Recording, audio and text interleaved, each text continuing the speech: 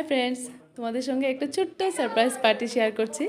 Actually আমাদের wedding anniversary ছিল, তো আমি কাউকে বলিনি। আমি একটু টাউনে বেরিয়েছিলাম, ঘরে এসে দেখি আমার ছেলে, আমার ভাগনা ভাগ্নি, তারপর আমার ছোটো দেওরের মেয়ে ছেলে সবাই মিলে আমার জন্য সারপ্রাইজ পার্টি রেখেছে।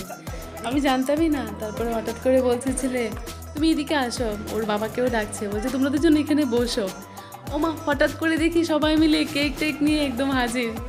মানে কি বলবো, এত যে খুশি লাগছে, মন ভরে গেছে খুশিতে।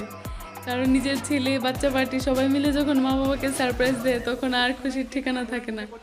আমি তো খুশিতে একদম আত্মহারা হয়ে গেছিলাম। আর বাচ্চারা যা কিছু করে আমার খুব ভালো লাগে। সত্যি কথা কি, আমার ফুল আর বাচ্চা ছাড়া আর কিছুই ভালো লাগে না। তো আমার বড় ভাইয়ের ছেলেও আসছিল, ও তো আর একটু বেশি, মানে পিসিমণি পিসুর অ্যানিভার্সারি, ও খুব খুশি। তো ও আমাকে নিতে আসছে বাড়িতে। বাড়িতে গিয়ে দেখি তো ও এখানে আরেকটা কেক এনে রেখেছে। তো গিয়ে দেখি আমার ছোট ভাইও আসছে, ছোট ভাই, আমার ছোট ভাইয়ের বউ, আমার বড় বোনের ছেলে, ভাইয়ের ছেলে, ছোটো ভাইয়ের ছেলে, সবাই মিলে আবার কেক। মানে সব মিলিয়ে যে কী যে একটা খুশি লাগছিল যখন নিজের বাচ্চারা যখন মানে বড়দের জন্য কিছু করে, এই যে ফিলিংসটা আমি আজকে বুঝতে পারলাম। আমরা যখন মা বাবার জন্য কিছু একটা করি, তখন মা বাবারাও সত্যি মনে হয় এতটাই খুশি হয়। আজকে আমি নিজে বুঝতে পারলাম। থ্যাংক ইউ গাইস, তোমাদের সঙ্গে খুশিটা শেয়ার করলাম।